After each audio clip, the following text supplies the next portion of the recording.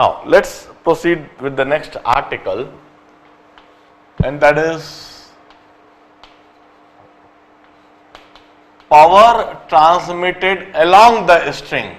Power transmitted along the string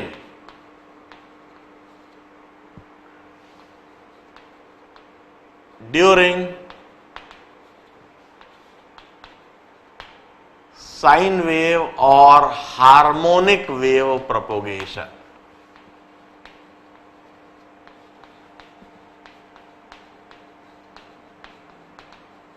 देखिए, जैसा मैंने कहा, जब किसी स्ट्रिंग में कोई वेव है, इस तरह से कोई साइन वेव या हार्मोनिक वेव इस स्ट्रिंग में है. So during the sine wave or harmonic wave, disturbance pulse is traveling along x-axis with velocity v, or energy pulse is traveling along x-axis with velocity v. Now, if energy is traveling along x-axis with velocity v, in that case, with what rate? What is the rate at which energy is being transmitted?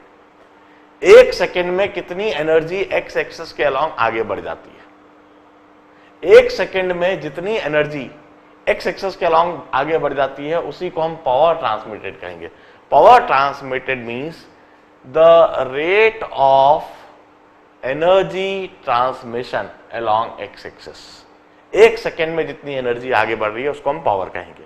Power और power transmitted means मतलब कितनी rate से energy x axis से along आगे बढ़ रही है, वह हम डिटरमाइन करना चाहते हैं.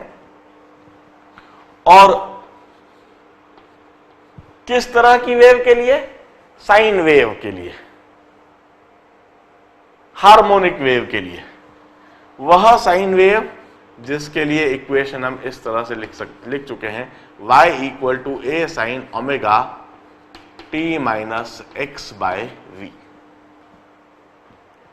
देखिए, मैं इसे डिटरमाइन करने के लिए सबसे पहले क्या करता हूं, मैं ऐसा एक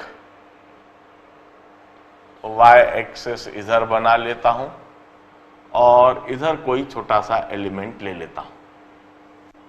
कोई छोटा सा एलिमेंट इधर लिया मैंने, और अब मैं इसे थोड़ा मैग्नीफाई करके इधर दिखा देता हूं.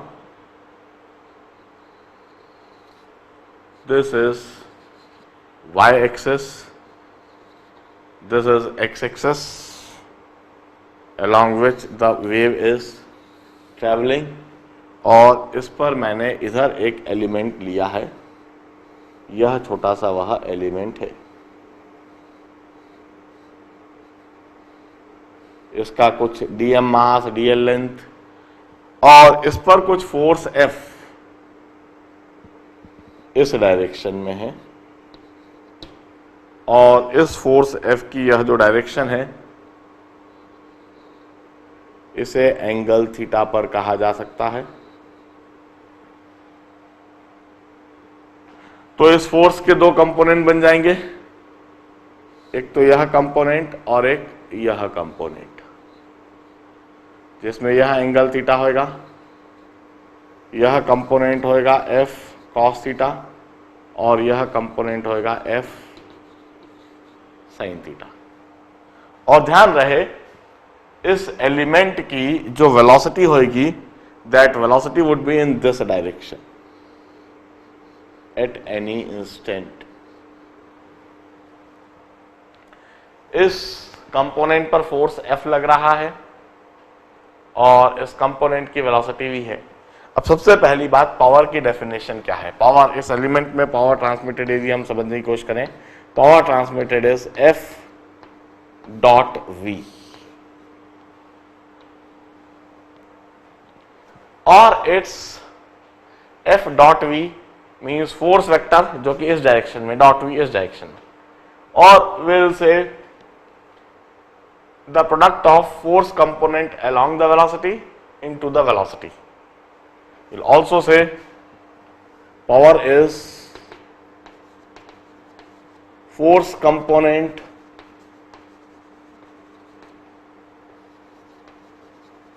along the velocity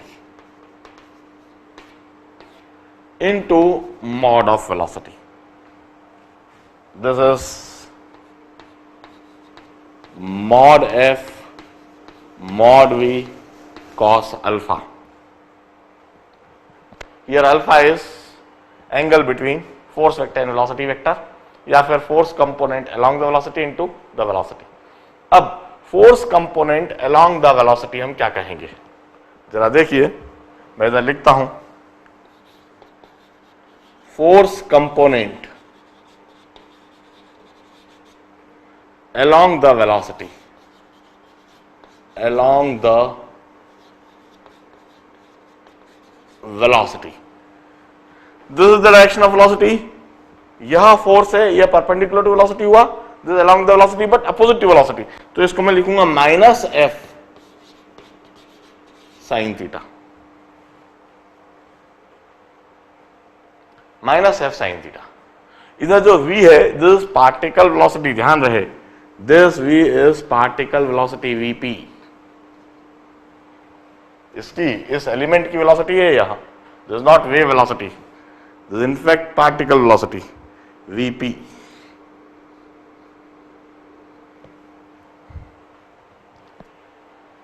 अब मैं पार्टिकल वेलोसिटी लिखता हूं इधर से Vp, पार्टिकल वेलोसिटी Vp लिख रहा हूं. Vp is dy by dt और d by dt of a sin omega into t minus x by v. This is particle velocity Vp. ये हम पहले ही डिफाइन कर चुके हैं, तो अब मैं इसको डिफरेंशिएट कर रहा हूं. d by dt of a sin का होता है cos function, cos of omega t minus x by v, और फिर इसका होगा into d by dt of omega t. तो वेलोसिटी ऑफ पार्टिकल हुआ d by dt of omega t is omega, omega into a into cos of omega t minus x by v. This is particle velocity. अब मैं कहता हूं, यहीं पर मैं sine theta के लिए भी एक फंक्शन लिख दूं. साइन थीटा भी मुझे चाहिए रहेगा, क्योंकि थीटा मैंने यहां पर इंट्रोड्यूस करा है. मैं कहता हूं साइन थीटा, कलर चेंज कर लेता हूं इसके लिए मैं, sine theta which would be nearly equal to tan theta for a small angle would be dy by dx. This is some dy and this is dx and this is dy. आप देखिए ध्यान से, dy by dx. तो मैं sine theta के लिए लिख रहा हूं, sine theta is dy by dx, d by dx of a sin omega into t minus x by v, और this sin theta is equal to a sin का हो गया cos omega t minus x by v into minus omega by v. So sin theta is in fact minus omega a by v into cos of omega t minus x by v. हम ऐसे लिख सकते हैं. अब देखिए जरा, power transmitted के लिए मैं एक्सप्रेशन लिख रहा हूं. फोर्स कंपोनेंट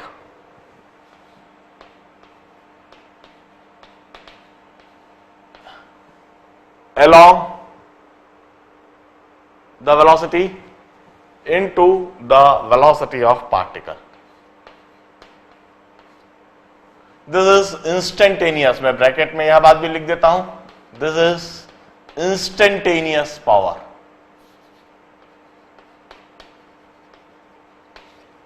यह इंस्टेंटेनियस पावर कहलाएगा।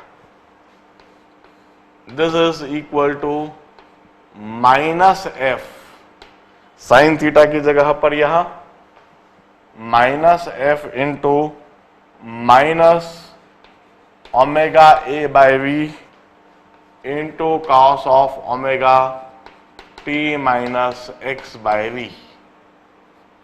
दिस इज साइन थीटा, और वेलोसिटी ऑफ पार्टिकल की जगह यहां लिखेंगे हम omega A cos of omega T minus X by we.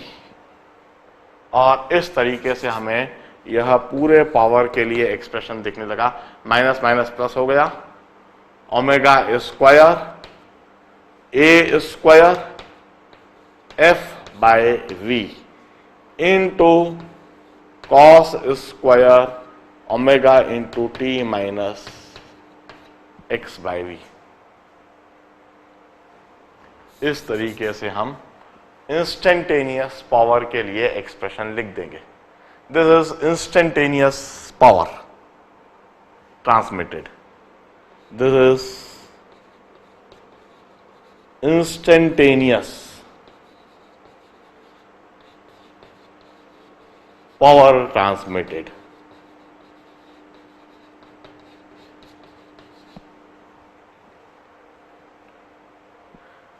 अब हमें इंस्टेंटेनियस पावर ट्रांसमिटेड नहीं निकालना है, हमें एवरेज पावर ट्रांसमिटेड निकालना है। तो एवरेज पावर ट्रांसमिटेड के लिए हम एक्सप्रेशन कैसे लिखेंगे? एवरेज पावर ट्रांसमिटेड, यह इंस्टेंटेनियस पावर ट्रांसमिटेड को मैं एक बॉक्स में रख दूं, यहां तक आर्टिकल हमें नोट कर लेना चाहिए। अब एवरेज पावर ट्रांसमिटेड कैसे हम डिफाइन करेंगे? Average power transmitted is instantaneous power transmitted into dt and its integral from 0 to t upon dt, its integral from 0 to t।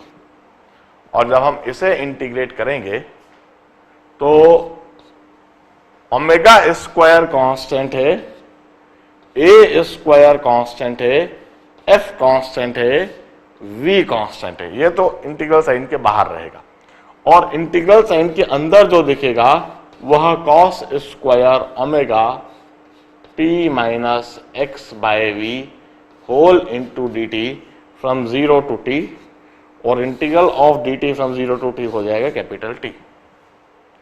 अब हम एक बात आपको बता दें, ये कॉस स्क्वायर फंक्शन का जो इंटीग्रल होता है, कॉस स्क्वायर थीटा का integral over the complete time period, ये होता है 1/2।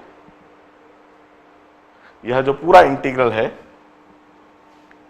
Cos square omega T minus X by V D T over the complete time period 0 to t, this is, you will get it equal to t/2। Cos square का integral 1/2 होता है, उधर dt है t/2 दिखने लगेगा यह।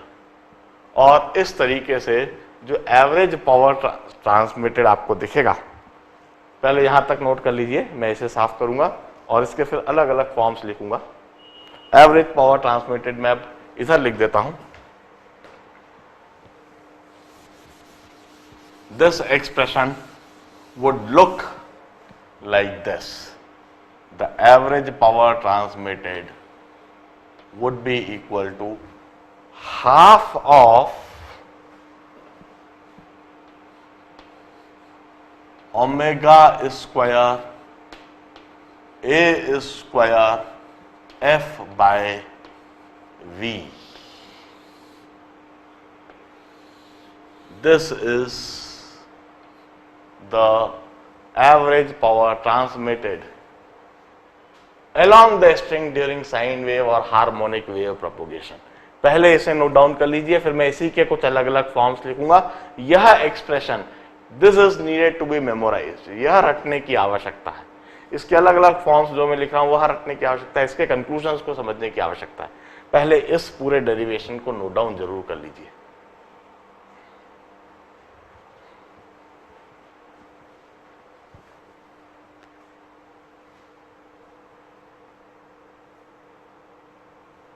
Now, this is the basic expression for power transmitted along the string during sine wave और harmonic wave transmission।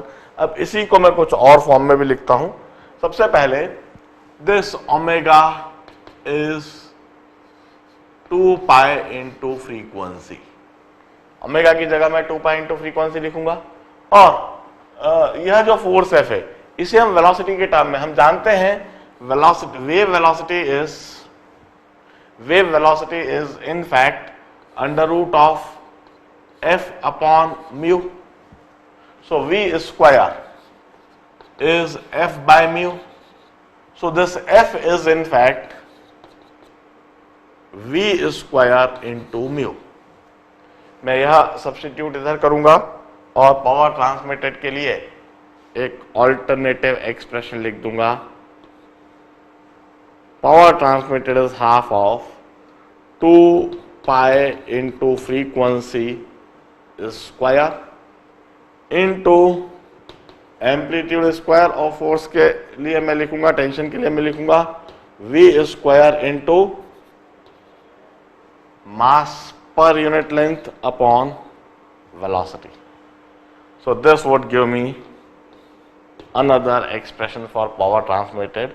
It's 4 into 2 pi square into mu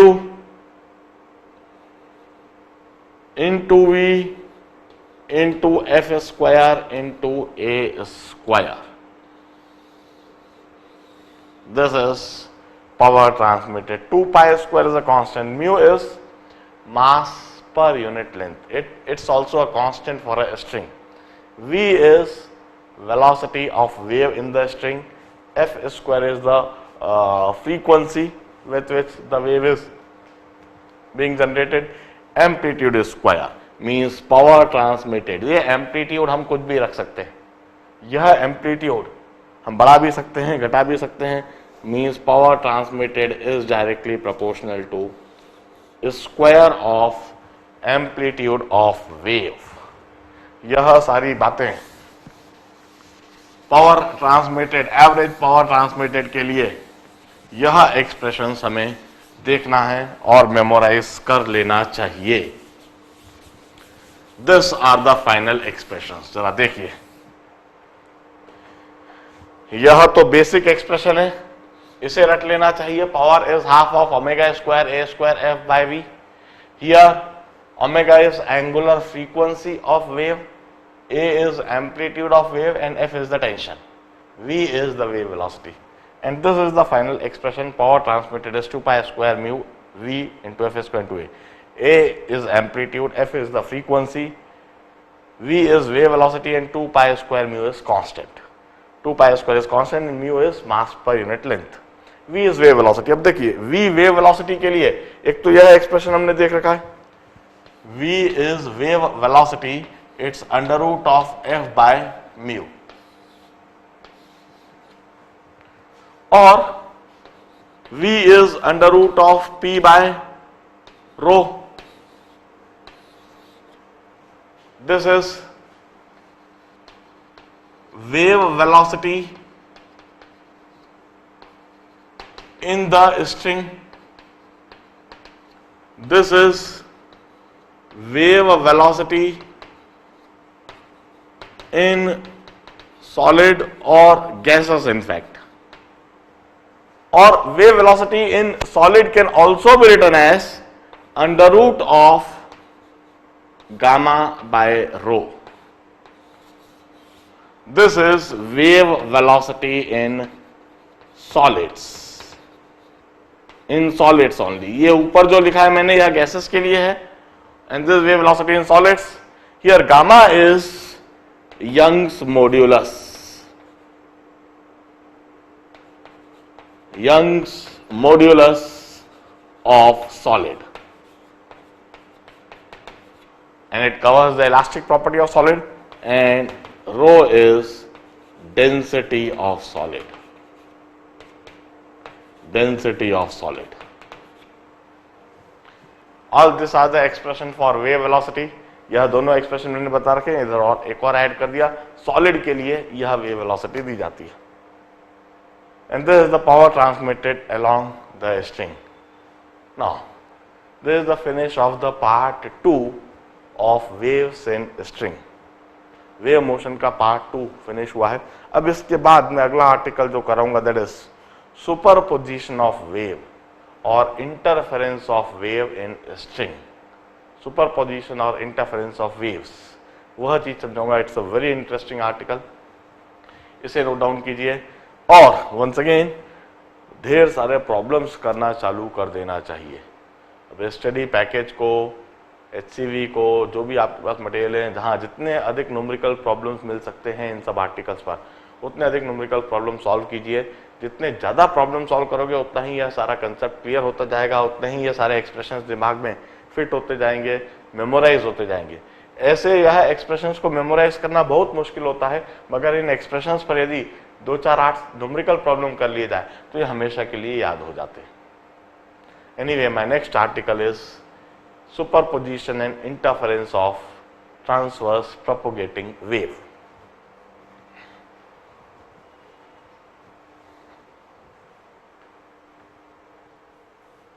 Now, let's move further to the another very interesting phenomena with the wave, and that is superposition of waves.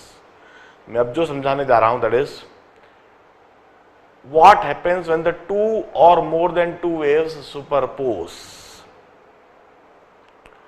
देखिए, superposition of wave समझाने से पहले मैं एक छोटी सी बात और इधर रिकॉल करा दूं कि वेव्स जनरेट होने की कंडीशंस क्या है. We always have waves in any medium.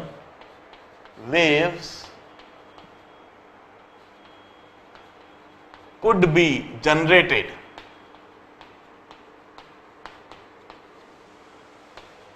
in the medium if, now we have got 4 conditions that waves could be generated in that medium.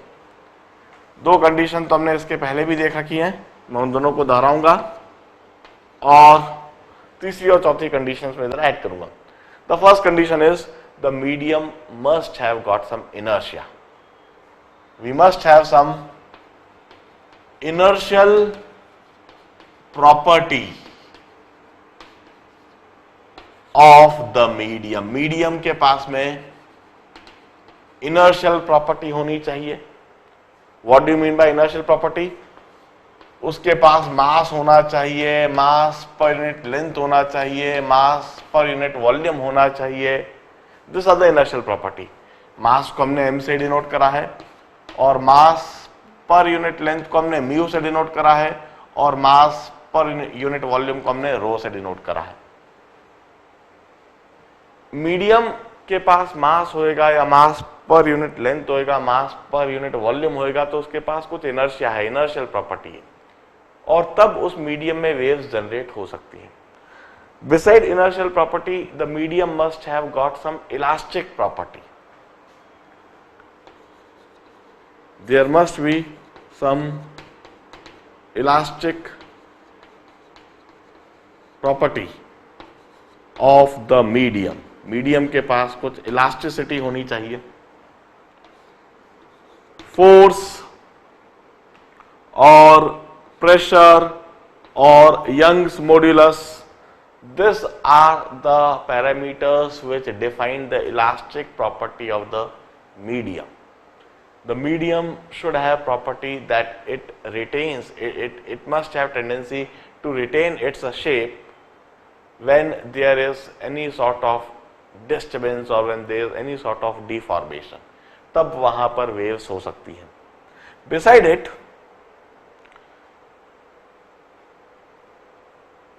the density of the medium must be uniform, or it must be a uniform medium. It must be uniform in density, uniform in mass per unit length,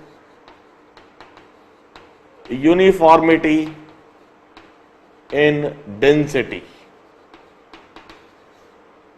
or mass per unit length।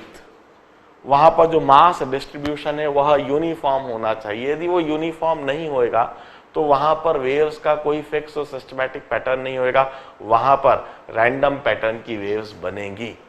और फिर random pattern की बनी तो उसके लिए फिर हम कुछ मैथमेटिक्स, कुछ इक्वेशन नहीं लिख पाएंगे। एक वहां पर सस्टेन्ड वेव मोशन के लिए डेंसिटी में यूनिफॉर्मिटी जरूरी है। And the fourth condition to observe wave in any medium is that medium must have minimum friction or minimum resistance. The medium must have minimum friction,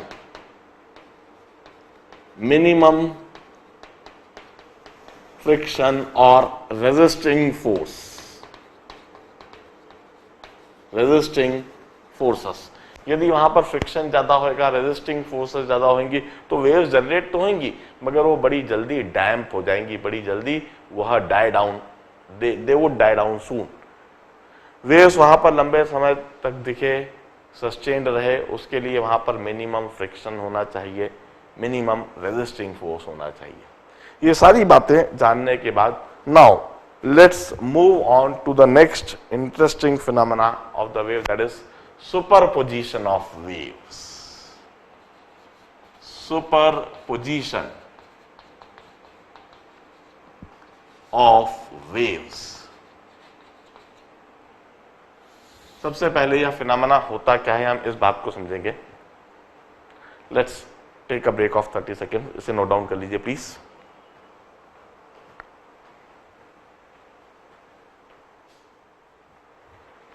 now let's try to understand what do we mean by superposition of wave। superposition of wave होता क्या है? When we have got two or more than two sources generating the wave and waves generated by all those source gets added up in the medium। जब medium में दो या दो से अधिक सोर्स हो जो वेव्स जनरेट कर रहे हों और उन सभी सोर्स के द्वारा जनरेटेड वेव एड अप होकर मीडियम पर एक्ट कर रही हो। मैं समझाता हूं। एक तालाब है, पानी से भरा हुआ है, तालाब बिल्कुल शांत है, बिल्कुल स्थिर है, वहां पर किसी तरह की कोई हलचल नहीं। और हम किनारे पर खड़े हैं, एक पत्थर उठाते हैं and we throw a stone there. हम एक पत्थर तालाब में फेंक देते हैं।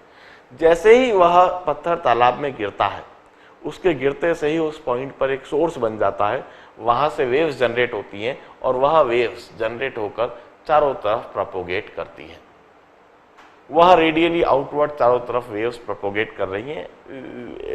We can imagine that situation. In this case we have got single source, a single source is generating waves and those waves are propagating in all the direction। अब हम क्या करते हैं, दो पत्थर उठाते हैं और दो पत्थर उठाकर हम उसको तालाब में एक साथ फेंक देते हैं, एक साथ या हल्के से टाइम डिफरेंस के साथ। हमने दो पत्थर तालाब में फेंके, एक पत्थर तालाब के इस पॉइंट पर गिरा और इस पॉइंट पर गिरने से यह पॉइंट एक सोर्स बन गया S1। दूसरा पत्थर तालाब के इस पॉइंट पर गिरा और इस पॉइंट पर गिरने से यह पॉइंट एक सोर्स बन गया, यह सोर्स बना S2। सोर्स S1 इस जगह पर जो पत्थर गिरा है, इस जगह से वेव्स जनरेट हो रही हैं और यह जनरेटेड वेव्स चारों तरफ इस तरह से प्रोपोगेट कर रही हैं, फैल रही है।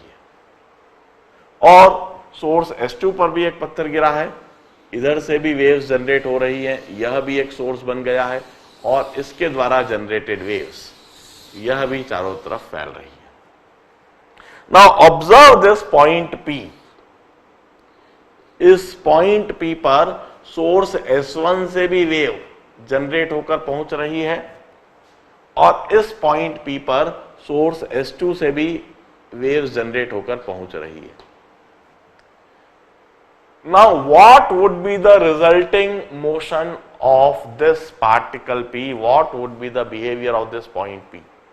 This is described by superposition of waves. और इसी फिनोमेना को अब हम बड़े डिटेल में समझने जा रहे हैं। We used to say when two और more than two, when two और more than to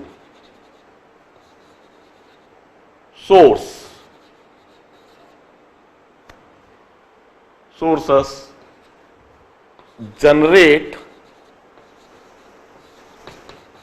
the waves, and all those waves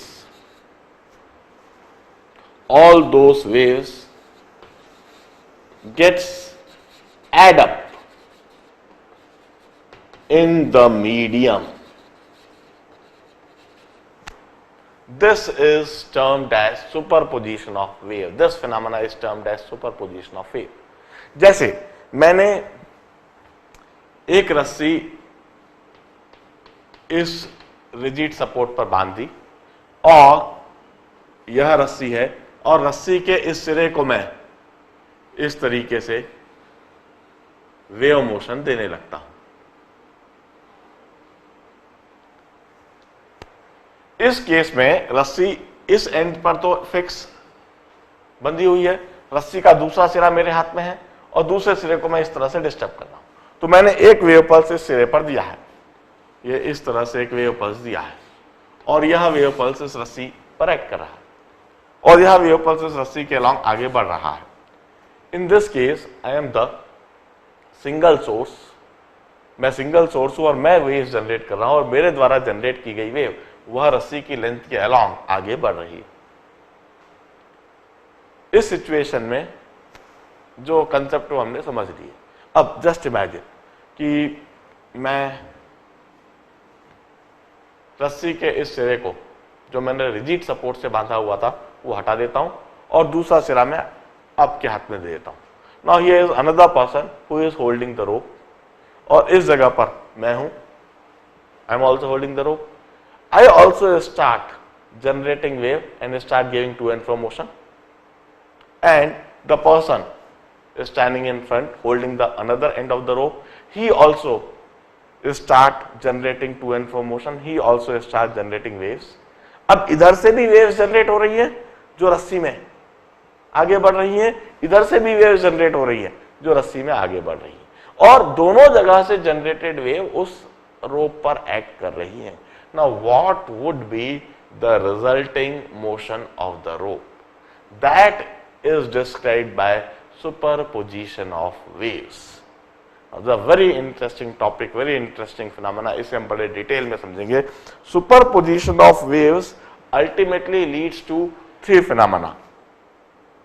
The first is interference of waves.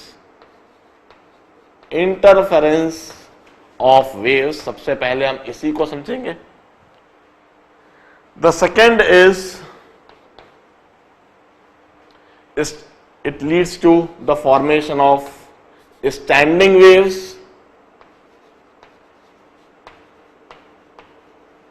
And thirdly it leads to the formation of beats. हम सबसे पहले interference of wave इस phenomena को समझेंगे, फिर हम formation of standing waves and then the formation of beats. एक एक करके हम इन तीनों फिनोमेना को समझेंगे सुपरपोजिशन ऑफ वेव समझते समय। खास बात, beats phenomena this becomes more prominent with longitudinal waves with sound waves. इसको बड़े एलाबोरेट में शायद साउंड वेव्स में ही पढ़ा जाएगा।